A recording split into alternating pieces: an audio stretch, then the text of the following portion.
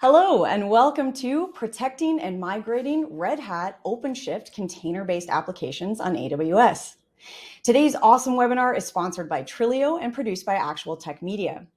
My name is Jess Steinbach with Actual Tech Media, and I am absolutely thrilled to be your moderator for this discussion. For many organizations, applications are the key to agility. It's what allows them to adapt and react quickly to an ever-changing industry, environment, workforce, and more. And as we rely on and utilize these applications more, we also need to increase and update the ways we manage and interact with them. Application resiliency, including migration, protection, and disaster recovery capabilities, are more important than ever. So today we're taking some time to dig in a bit more on how to protect and migrate these important applications. And here to help guide us through this discussion, we have not one, but two awesome experts from Trilio and from Red Hat. I am so excited to introduce you all to Jeff Ligon and Mayur Shetty in just a moment. But first, I'm going to zip through a few important housekeeping notes and get us on our way here. Okay, so to get us started, I want to draw your attention to the questions console in your webinar console there. Now, the absolute best part of an event like this is the chance to ask questions directly of innovators like Jeff and Mayur, who will be with us in just a moment here. So make sure to get those questions into the console. And if we're unable to get to your question during the live Q&A, don't worry. The Trilio team is going to be following up with you after the event. A quick reminder that the questions console is also a great place to say hi, to reach out to the Actual Tech Media team. You can let us know if you have any technical issues during the session, knock on wood, of course. Now, don't forget that a browser refresh is going to get rid of most of the usual tech gremlins there. Okay, now I also want to point out the handout section right next to the questions tab in your console. You're going to see some exciting content to go along with the webinar today, including some resources from both Trilio and Red Hat. So click in there and check it out. And hey, it's not just great content that we're giving away today. We also have a $300 gift card for you as a prize drawing at the end of the webinar. Of course, you must be in attendance during the live event to qualify for that prize, and all winners must meet the Actual Tech Media prize terms and conditions. If you're not sure what those are, head on back down to that handout section, scroll down to the bottom, you'll find the T's and C's there, and you can check through that and read a little bit further. Okay, now, we know that this crew is not going to need any additional nudging to ask questions, but hey, we're big fans of curiosity here. So today we're also going to be giving away a $50 Amazon gift card to the best questions asked during our webinar. Now, keep in mind that the team is going to review all the questions asked after the event, which means that, again, even if your question does not get read out during the live Q&A, there is still a chance to win. And as always, we will follow up with both winners of the $300 Amazon gift card and the best question $50 Amazon gift card after the event. Okay, team, now I know that you are just as impatient as I am to get started here. So I am very excited to introduce our speakers, and I'm actually going to bring them on screen with me now so they can say hi. So I'd like to introduce Jeff Ligon, Senior Solutions Architect at Trilio, and Mayur Shetty, Global Solutions Architect at Red Hat. Hi, guys. Hey, everybody. Hi, Jeff guys. and Mayur, thank you so much for being here today. Mayur, I think you're going to kick us off, so I'm going to hand the mic over to you. Thanks, Jess. The next slide. Thank you, everyone, for joining. My name is Mayur Shetty, and I'm a Principal Solutions Architect with Red Hat. And today, we're going to talk about protecting and migrating Red Hat OpenShift Container Platform, which is ROSA, using Trilio. So let's jump right in.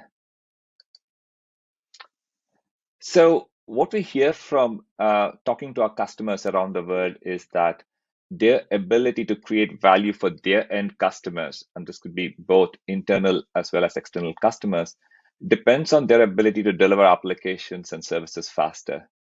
Now, containers and Kubernetes fundamentally enable DevOps, microservices, cloud-native application development, and we like to believe that OpenShift is the best platform to deliver these applications and services across the hybrid cloud. So installing Kubernetes and playing around with it, for many, is not a big issue. But establishing Kubernetes as a platform for the enterprise to run business-critical applications takes a lot more. So while it's actually not that hard to download and install Kubernetes, getting it really production ready to run business critical services, and this is, you're talking about enterprise services, is not that straightforward. And there are a number of things that have to be pieced together to be tested and hardened to make it ready for operational use. I'm going to talk about a couple of things out here. So let's take identity management, right? With Kubernetes, you will be providing access to your critical internal systems, to your employees, to your partners, and also your customers.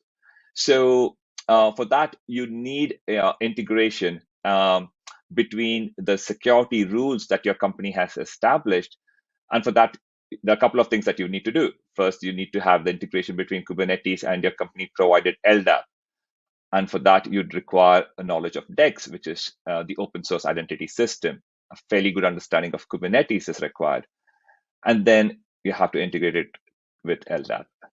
So similarly, let's take Prometheus.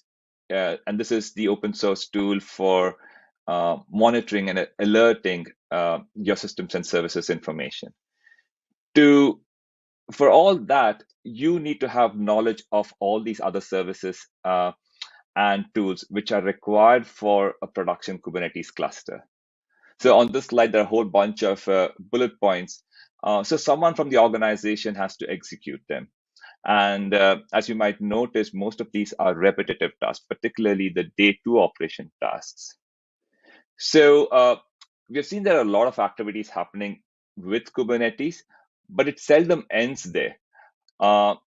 Just like in any organization, someone will come up to you and will say, my application is acting a bit weird, so where can I look at the logs? Or someone would come up and say, let's do some CI/CD testing, so can you help me set it up? And the truth is that there's not a single production Kubernetes cluster that doesn't have all these services in place. And again, it need not be open source projects. I mean, these could be tools that are required and procured from other vendors. But you would need these tools to be in place for a production Kubernetes cluster. So now all of a sudden, you're not just managing Kubernetes, but you're managing all these open source tools and projects. And each of these tools and projects come with their own skill sets that are required and areas of expertise. And also, the most important thing is they all have their own release cadence, right?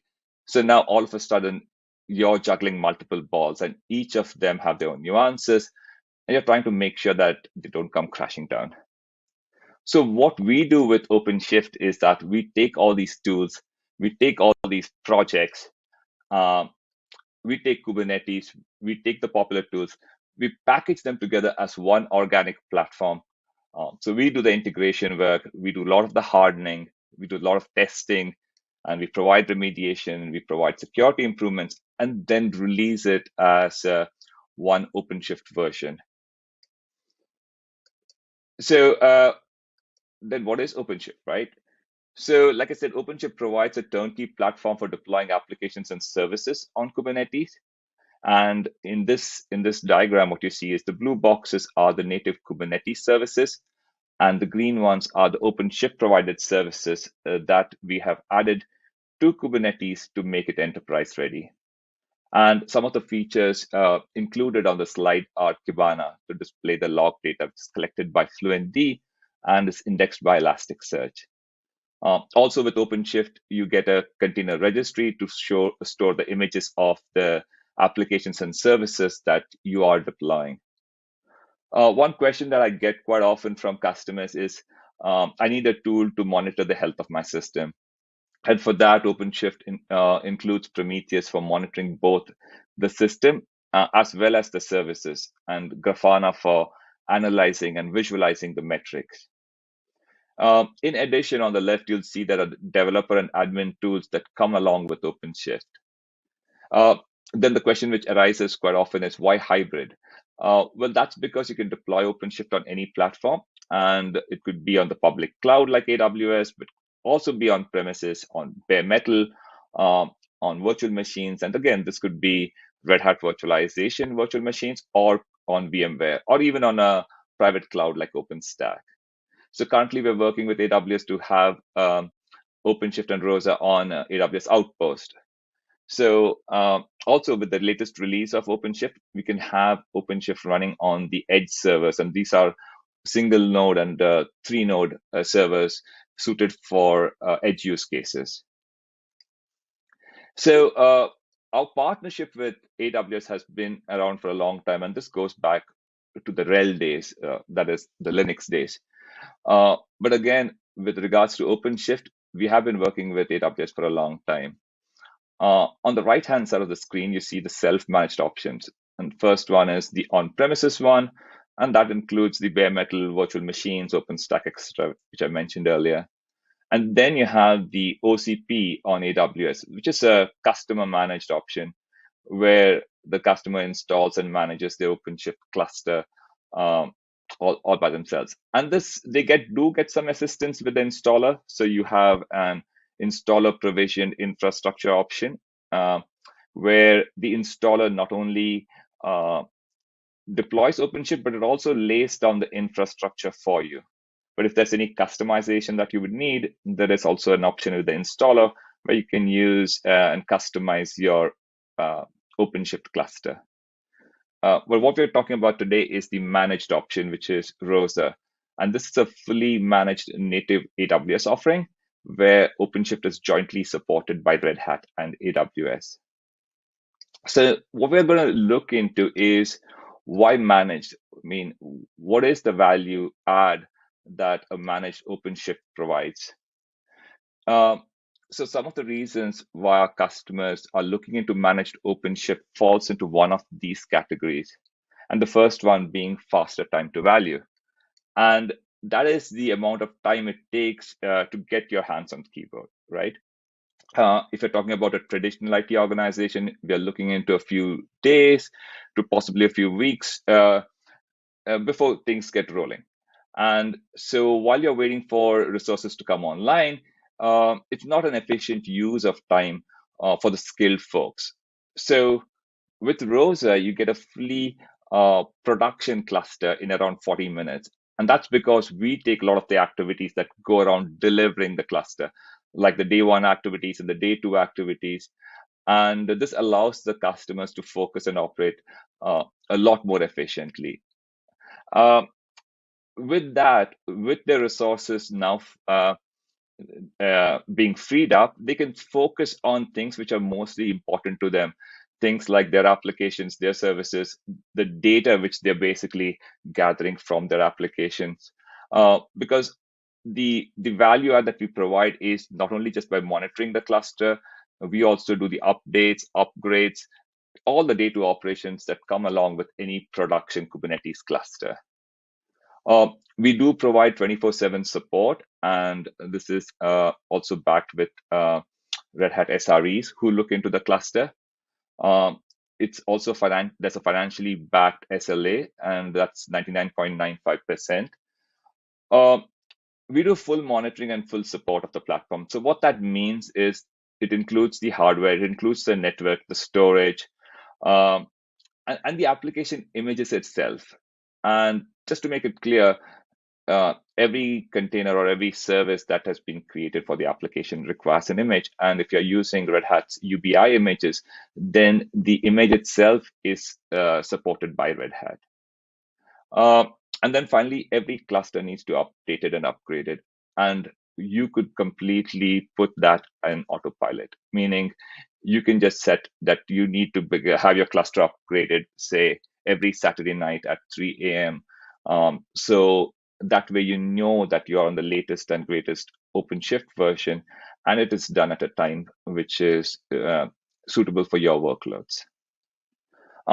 Finally, it gives customers a choice on how they want to procure and consume OpenShift, right? Whether they want to basically go through the ROSA model, where it's pay as you go, or they want to go with the OCP model. They still get the same consistent experience which they would get with OpenShift.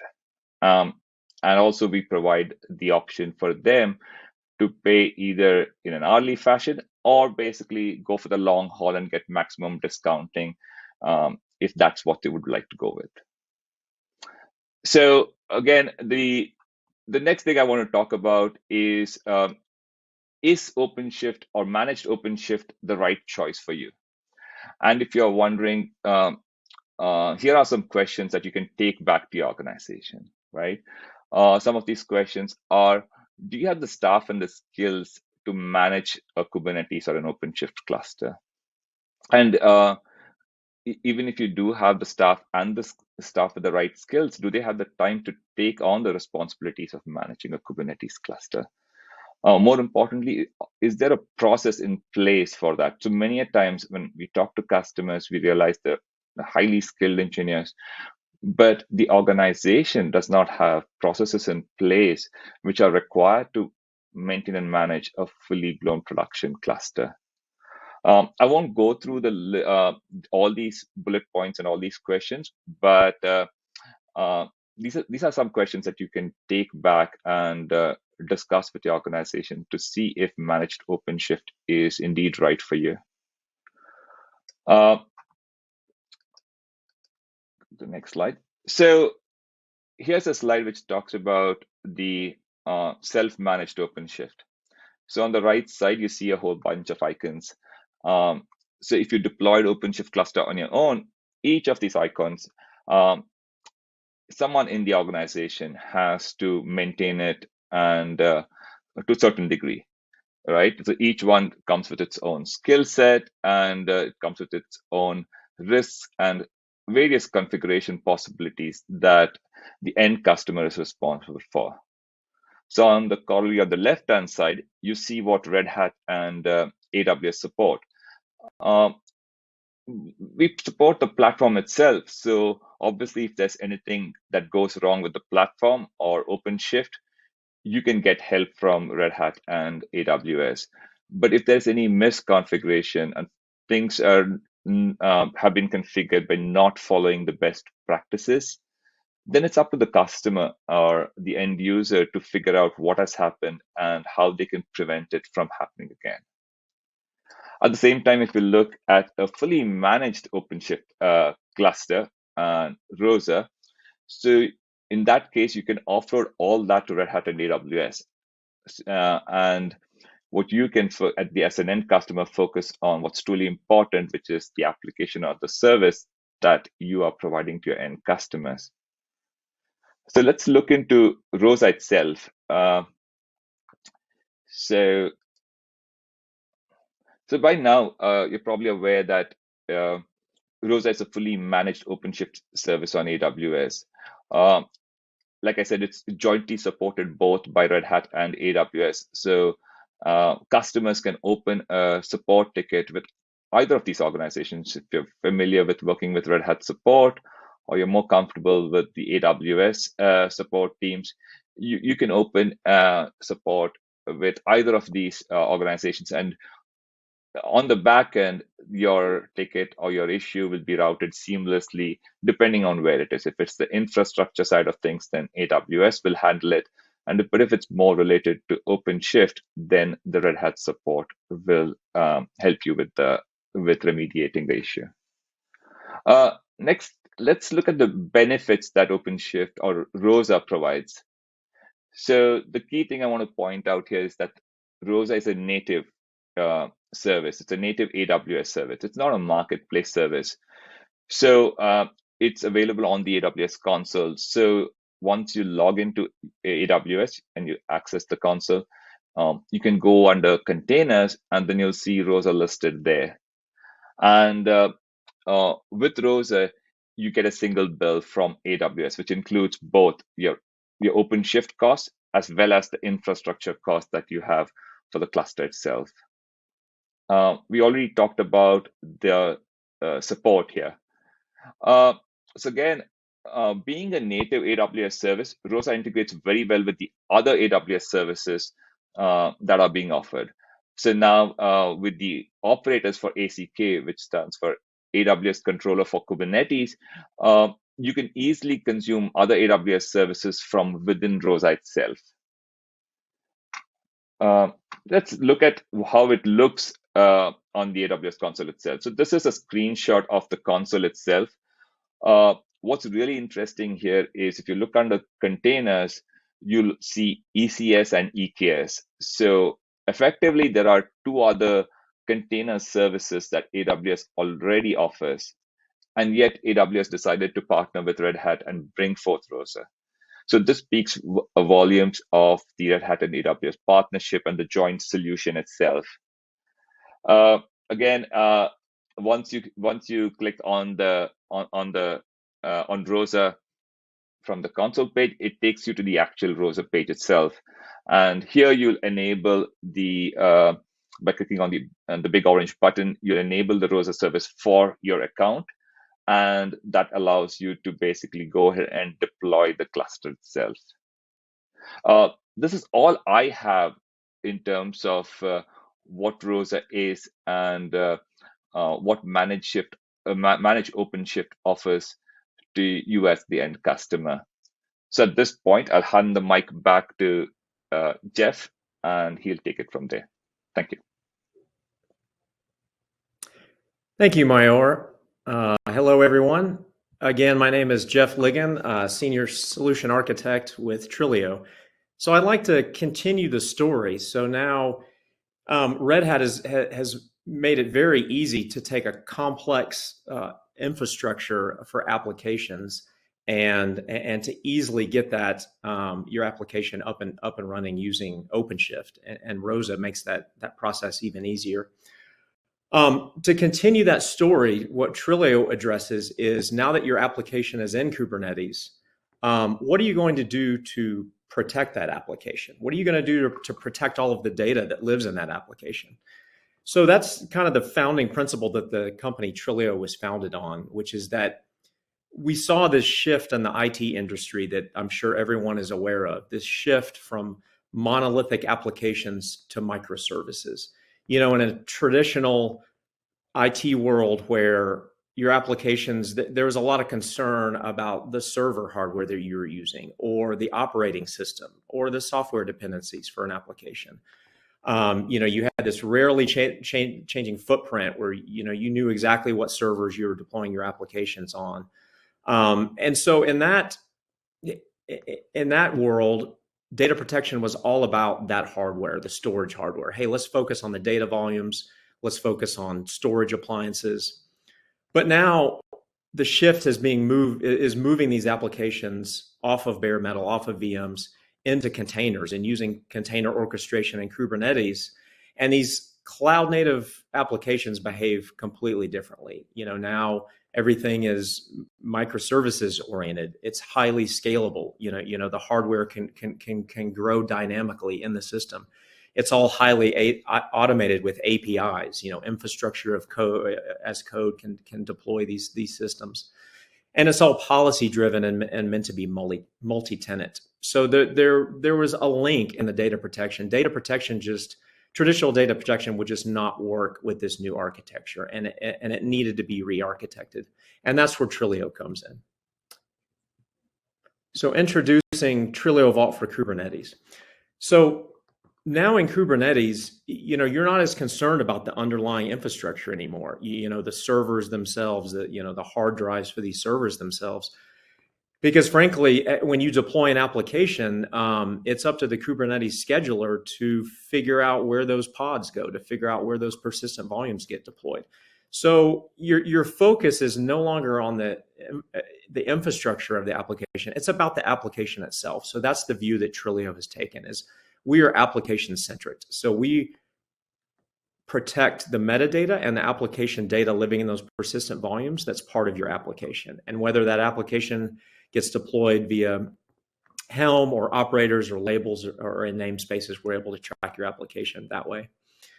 So it's native to Kubernetes. So TrilioVault for Kubernetes, TVK, is a native Kubernetes application that gets installed via Helm into any of the clusters that you would want to have this data protection functionality. We install custom resource definitions, so we're effectively teaching Kubernetes about backups now. And then you're managing it using the same CLI tools that you're using. So kubectl, or if you're using OpenShift, the OC command line interface, and even the OpenShift UI as well. So we're Kubernetes distribution agnostic. So we basically started with any CNCF certified distribution. So starting with upstream, and then everyone has spun off of that. But then with a company like Red Hat, we've gone the extra mile to be certified into their operator hub. So if you search through the operator hub, it was actually a fairly lengthy process to go through that, because Red Hat wants to make sure that it's a true enterprise class edition that's going to be installed into your OpenShift system. So in enterprise class, so we make it easy to go between, basically to migrate your data between various clouds. And so we have some enterprise class features that allow you to do that. We have a nice management console, so you're not just relying on the command line. You're able to have a management console that I'll dive into a little deeper later, where you're able to manage multiple clusters and basically see which of your applications are running in each cluster and if they've been protected or not.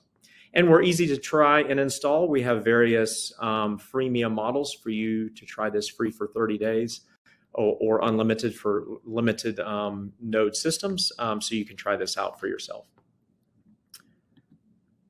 So at a high level, what does this look like? So you have, once your application is in Kubernetes, you're spinning up various objects within that cluster. So you're spinning up deployments and pods and config maps and secrets.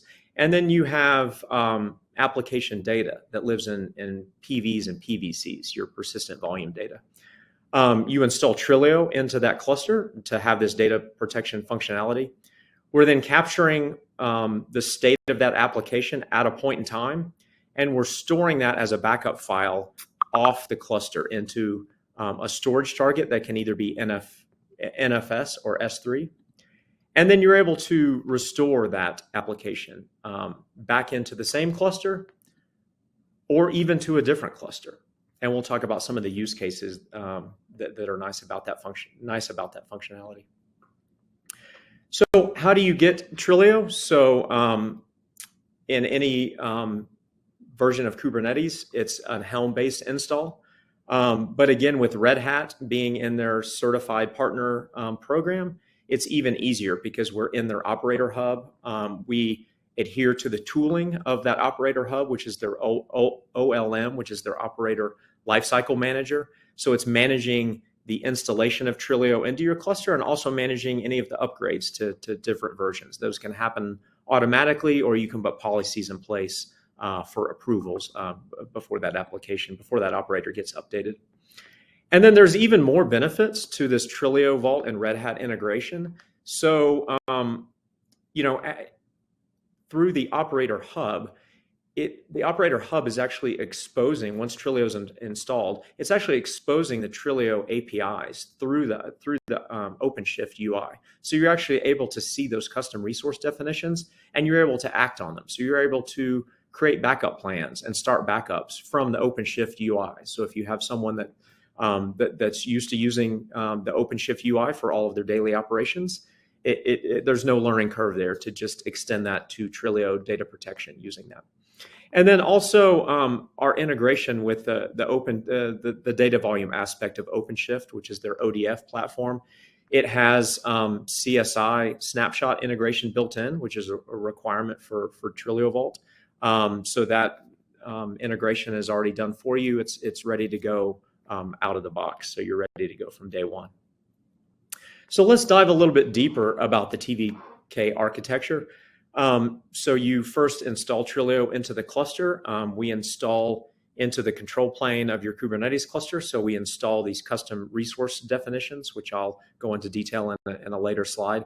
We install that web UI management console I mentioned, and then we're installing the APIs, including scheduling APIs, so that this can all be automated through a scheduling policy. And then when it comes time to do the backup itself, our backup is done in two phases, the metadata and the data. So during the metadata phase, we're spinning up temporary resources in the namespace. We call them MetaMover pods. And what they do is they grab that configuration of that application metadata. So all of your deployments, your secrets, your config maps, et cetera. And then we're writing that out to the external storage backup target as JSON files. And then the second phase of the backup is the data plane phase. So this is your persistent data that's living in those persistent volumes. So we're spinning up temporary resources we call data mover pods. And we're calling the CSI APIs to take a snapshot of that persistent volume, which is labeled as PV snap on this diagram. We then make a new volume based on that snapshot, attach that to the data mover pod, and then write that out to the backup target as QCOW2. So it's, something important I'd like to point out here is both of those file formats, JSON and QCOW2, are open file formats. So there's no proprietary backup format to our files. That gives an advantage in the sense that you're able to do other things with those backup files. So as an example, you might want to scan them for malware, or another application team might want to do some analytics on how the application has been running over time. So they can actually take, grab snapshots of that backup data and do further analytics without disturbing the running application. So let's talk about the custom resource definitions. So starting at the top, this would be the target. So this is defining the details of the NFS or S3 target that you'd like to write the backup files to. You can then define policies. This is infinitely configurable. So no matter, weekly, monthly, certain days of each month, where it's very flexible there.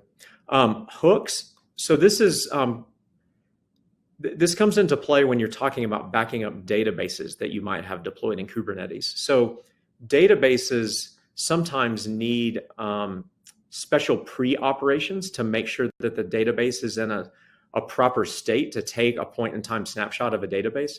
So you're able to script in these pre and post, you may have heard them as freeze and thaw operations for databases, so that you're getting a truly application consistent snapshot of that database. And then you roll all of this up into a backup plan. And in the backup plan, you're defining, what are you backing up? Are you backing up a set of namespaces? Are you backing up a particular Helm chart or a set of Helm charts? And then there's a custom resource for the backup itself. So you can kick this off on demand or on a schedule. We also support incremental backups. So the first backup is always a full backup, but every subsequent backup can be incremental. So you're just taking the incremental differences of those persistent volumes. So if you have very large persistent volumes that you're trying to capture, this can really save on not only the time it takes to do these backups, but also the storage cost of storing this backup data over time. And then there's a CRD for the restore itself. So, what do we back up? Basically any way that you're deploying an application to Kubernetes today, we've got you covered. Whether we're just backing up namespaces, maybe you have custom labels in your application that you'd want to back up, or whether that's if you define operators that you're deploying in the OpenShift operator hub, we can back those up. And then Helm charts, I'd like to point out, we're not just backing up all of the objects that get deployed with the Helm chart, but we're also backing up the Helm chart revisions themselves. So Helm supports different versioning of applications, and you can have features like rollback, where you roll back to different versions of applications. So we're actually, when we capture a Helm chart with TrilioVault, we're capturing all of those Helm revisions so that all of that functionality is still in place when you restore that Helm application. We have a nice management console. Everything can be done with kubectl or the OC CLI command line, but we also have a nice management console. So it gives you the ability to manage multiple clusters. You're able to see, discover all the applications running in that cluster and whether they've been protected or not. We also have simple workflows for creating these backup plans and deciding what you want to back up and what kind of schedule. And just quick monitoring. This is a screenshot that shows a quick monitoring of 6 clusters, so you can easily see if there's any failed backups that you need to go to take a look at and see what's going on. And also mention that it's a multi-tenant console. So we adhere to the RBAC principles of Kubernetes. So maybe there's certain development teams that don't have access to the full cluster, but they only have access to certain namespaces or certain resources in their cluster. You're able to expose this TrilioVault console, and they will only see the namespaces that they're given access to, but we'll still have that self-service capability of being able to take backups and recoveries of their applications. So what are the use cases that you could use TrilioVault for? So, kind of the bread and butter use case, backup and recovery of an application so that if anything goes wrong, you can quickly recover that. Then you can get into disaster recovery. So you could actually talk about having, additional clusters that are maybe standing by in case a total disaster of a cluster happens that you could then recover into a second cluster. Compliance and governance. So again, we have, I mentioned all of the various scheduling policies. We also have retention policies. So maybe you have some compliance regulations about how long you need to have backup data for. We can support you there. Ransomware protection and recoverability. So, it seems to be every week there's some new news story about someone's that's been attacked by ransomware. So we have special features that are in this area. So one I'd like to point out is immutability of your backups. So you're able to make your backups immutable, and what that means is it's called object locking in AWS S3. And so what that means is those backup files cannot be modified or touched for whatever the policy is, so that even if somebody breaks in and gets the admin credentials, you're ensure that those backup files are safe so that you then can recover yourself from a ransomware attack. And then migration. So, an aspect that we haven't talked about with Trilio is the ease that you can move your applications among clusters. So whether that's a use case, maybe a development use case, maybe you want to have various production development staging environments, and you want to be able to quickly move your application between those different environments. TrilioVault is a real nice tool set to give you that flexibility to do that. Compatibility. So as I mentioned, we're Kubernetes agnostic. We work with all of the major distributions out there. But as we've pointed out in this webinar, you're really getting some special extra features deploying applications in OpenShift, and a lot of that heavy lifting is resolved for you by going with OpenShift and an ease of use of installing Trilio from there. We're storage agnostic, so as long as your storage supports the CSI interface with snapshotting, we're covered there. And then from a backup target, as long as it supports NFS or S3, it doesn't matter what the manufacturer is. We also are a part of a large ecosystem, Kubernetes ecosystem of tooling. So Prometheus and Grafana, Prometheus being the leading project for metrics in Kubernetes, and Grafana is the visual dashboard for displaying those metrics. So our documentation has built-in ways that you can integrate the Trilio metrics into those metrics if you're using those tools today. Databases. So I mentioned we back up databases in Kubernetes. So this shows a short list, but is by no means is a comprehensive list of the databases. And so we publish all of the, not only have we tested these databases to ensure that TrilioVault works with them, but we also publish those pre and post hooks so that you're getting, those pre and post hooks change depending on the different databases to ensure that you're getting proper application consistent snapshots of those databases. And any cloud. So no matter whether you're deploying OpenShift on-prem today, or if you're deploying it in the cloud with something like ROSA, we've got you covered. Or the mix, maybe you have some of your environment on-prem and some of your environment in the public cloud. TrilioVault makes it really easy to migrate those applications between those different environments.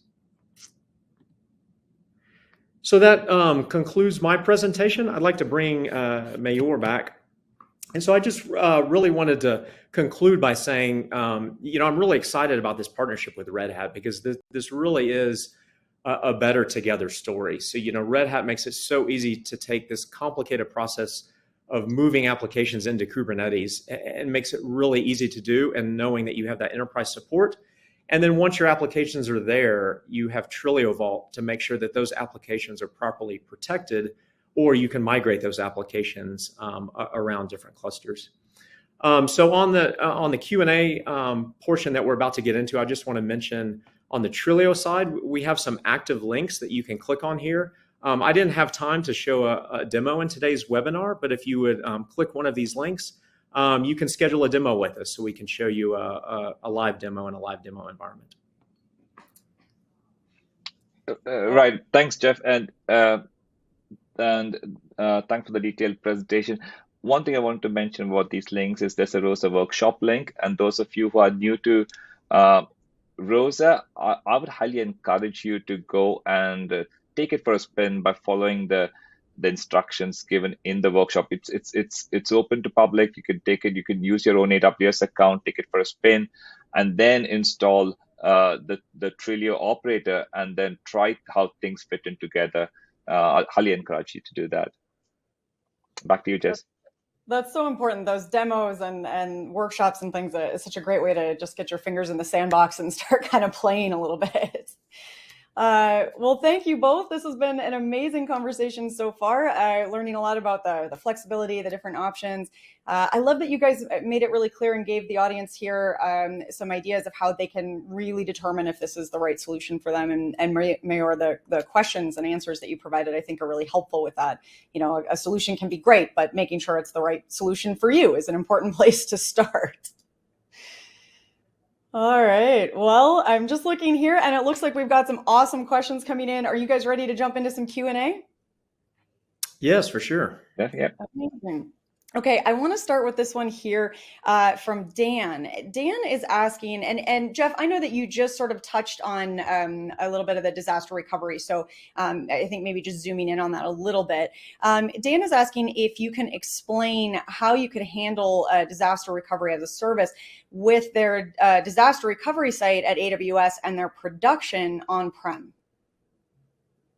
Right, sure. So I think maybe let me go back and highlight, because I think if I talk to one of these slides, I'm going to back up the slides just to talk a high level here. Let's see. Let me go back here. So if I, and I need to build out the slide so we see something here. Okay, so this is the case. This kind of gives a diagram of what we're talking about here. So let's say that, you know, cluster 1 is on-prem and cluster 2 is in the public cloud. So really the only requirement here is they both need to have connectivity to that S3 bucket. And that S3 bucket could be, an S3 bucket in the cloud, or it could be an S3 protocol on a storage appliance on-prem. So as long as both clusters have access to reach that S3 bucket, so the idea is that maybe you have this S3 bucket on-prem, your backup files are being written to that. It's time to connect, you want to take this to the public cloud. As long as the public cloud cluster has connectivity to that S3 bucket, then you're able to browse all of your backup targets, see which point in time you want to restore from, and then execute the restore into that second cluster. Awesome. Just wanted to add one more thing to what Jeff just said. So with a solution like a DR solution, where your production is running on-prem and you have a backup cluster, a DR cluster or on the cloud, Red Hat's advanced cluster management for Kubernetes allows you to, or gives you a single pane of glass to look at your entire cluster portfolio. And it not only just basically gives you a single pane of glass, you can actually manage the life cycle of your clusters, meaning you can deploy clusters on any of the hyperscalers. Also, you can manage the life cycle of your application, meaning you can move applications across any of the clouds. So meaning if you have some production workload and you want it to be just on-prem, you can basically set policies and make sure that those services are only on your on-prem, and you want some test and development of those services just on the hyperscalers, you can set them. And with the TrilioVault, it kind of gives you the perfect solution, where you can have a DR solution across both the on-prem as well as the hyperscaler cluster. Awesome. I love that. It's such an important thing to explore right now for everyone. So that's a great answer. I have another question for us here from Lee. He's wondering about immutability. He's asking, it's not modifiable to anyone externally, but for the owners, is it also locked down as well? That's correct. That's the idea, is that even to the owners, it's locked down by a policy. that's, you can't delete it for 90 days or whatever you set it to, no matter what credentials you have. So yeah, you can, like I said, you can read more detail by looking at the object locking feature of S3 and AWS. And then there's various other storage providers that provide that functionality as well. Perfect. Jeff, question for you. What install scopes does TrilioVault for Kubernetes or TVK support? Yes, so TrilioVault can be installed on a cluster scope. So everyone in the cluster would have that, or you can actually install it down to a namespace level. So you could install Trilio just on a particular namespace and operate it that way as well. Awesome. Okay, I'm going to find one for you, Mayor. How about, is there a tool or an app to manage both the on-prem OpenShift clusters and the OpenShift clusters running on AWS? Yeah. This goes back to Dan's question about like a DR solution or a solution to manage all your clusters, and Red Hat Advanced Cluster Management for Kubernetes, or internally we call it RACM. It goes by ACM. It gives you a single pane of glass to manage your on-prem clusters, which are running on bare metal or on any of the virtualization platforms and on any of the hyperscalers. So not just basically visualize, but also manage the life cycles. Like I said, you can have certain applications, set policies on which applications need to be on which cluster. It also does compliance management, so you can make sure that your clusters adhere to certain compliance policies. These could be NIST, HIPAA, those kind of policies. And this is of particular interest to our public sector customers who manage multiple clusters and kind of manage the compliance through ACM. Perfect. Okay. Jeff, I'm going to kick it back to you again. What database has Trilio tested and validated application hooks on? So that's, if I go back to the compatibility slide, all of the ones on this slide. So all, most of the major ones that you may have heard of out there: Postgres, MongoDB, Cassandra, MySQL. But there's a more comprehensive list on our website, docs.trilio.io. Perfect. Love that. Lots of good additional reading and research resources for our folks in the audience today. I actually, I'm this one here. They've asked Jeff about Trilio, but I'm going to kind of kick this to both of you if you'd like to answer. This individual is wondering, I think they're out doing a lot of research right now. So if you could go back through some of the uniques and what really makes Trilio, Red Hat, what really makes ROSA and Trilio different than the other data protection solutions out there. I'm sorry. Should I start? I guess I can start with that, and we can go back. Yeah, go ahead, Jeff. Okay. So, sure. So I would say one of the big, a couple of differentiators with Trilio. So number one would be this open format I talked. There's a lot of backup solutions out there where the backup vendors they don't treat that you own your own data. They lock you down with their proprietary format based on their license. And if the license expired, you don't have access to your data. So that's a big differentiator with Trilio, is we store all of your backup files in an open format. So you always own your own data. And then the advanced capabilities that you have of that you're able to do additional scanning of those backup files using other third-party tools.